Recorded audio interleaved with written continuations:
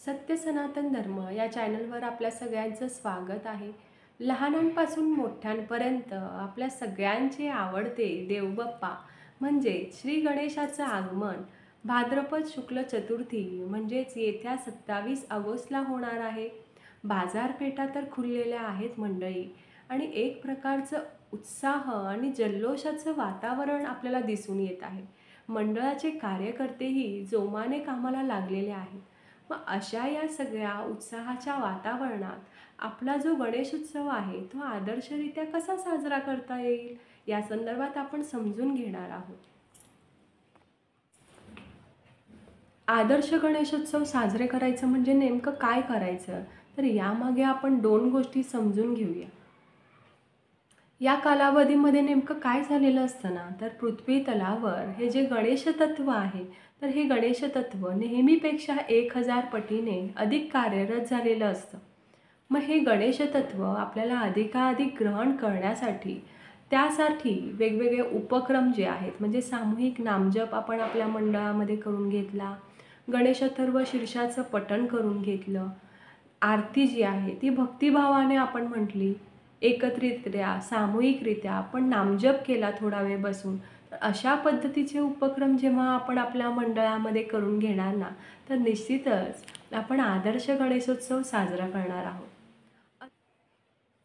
दुसरी महत्त्वाची गोष्ट म्हणजे गणेशोत्सव आणि शिवजयंती हे जे राष्ट्रीय उत्सव आहेत, हे लोकमान्य टिळकांनी करायचे ठरवले. मग त्यामागचा त्यांचा उद्देश काय होता?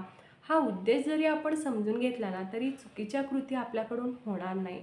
म्हणजे त्यांचा त्यामागचा उद्देश असा होता, की आपली जी तरुण पिढी आहे, ती तरुण पिढीमध्ये एकजुटीची भावना निर्माण व्हावी, त्यांच्यामध्ये राष्ट्रप्रेम निर्माण व्हावं, राष्ट्रभक्ती जागृत व्हावी, यासाठी त्यांनी हे सण साजरे केले होते.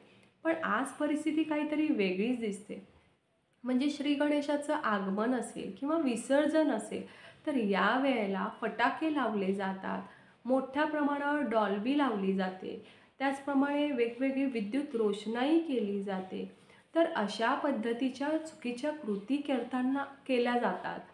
त्या एवढंच नाही तर मद्य पिऊन चित्रपटांच्या वेगवेगळ्या गाण्यांवर बिभत्स नाच केलं जातं, महिलांची छेडछाड केली जाते. मग तुम्हीच मला इथे सांगा, अशा प्रकारच्या चुकीच्या कृती केल्यामुळे आपल्यावर गणेशाची कृपा होणार आहे का?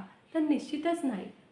अशा चुकीच्या कृती करून आपण गणेशाची अवकृपाच आपल्यावर ओढवून घेत आहोत. तर नेमकं असे प्रयत्न न करता आपण कोणते प्रयत्न करायला हवे, तर ते इथे आपण समजून घेऊया.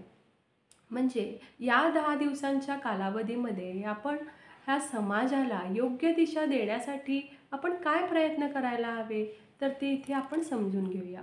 या कालावधीमध्ये आपण क्रांतीवीरांचं जे प्रदर्शन असेल, तर ते प्रदर्शन आपण आपल्या मंडळामध्ये लावू शकतो. जेणेकरून जे क्रांतीवीर आहेत, असे कितीतरी क्रांतीवीर आहेत की त्यांच्याबद्दल आपल्याला काहीच माहिती नाही आहे. मग अशा प्रदर्शनामधून काय होणार आहे, तर तरुण पिढीला लक्षात येणार की या क्रांतीवीरांनी अशा प्रकारचं बलिदान केलेलं होतं आणि कुठे ना कुठे नकळतपणे त्यांच्यामध्ये ही राष्ट्रभक्ती, राष्ट्रप्रेम वाढवण्यासाठी कुठे ना कुठे एक प्रकारचे प्रयत्न त्यांच्याकडूनही निश्चित केले जाणार आहे. अजून आपण काय करू शकतो, तर राष्ट्रभक्ती, राष्ट्रप्रेम वाढवण्यासाठी आपण वेगवेगळ्या व्याख्यानांचं आयोजन करू शकतो. गणेशाचं गणेशाची भक्ती निर्माण होण्यासाठी वेगवेगळे प्रवचनांचं किंवा भजनी मंडळांचं आयोजन करू शकतो. तर अशा प्रकारच्या कृती केल्यामुळे निश्चितच श्री गणेशाची कृपा आपल्यावर संपादन होणार आहे.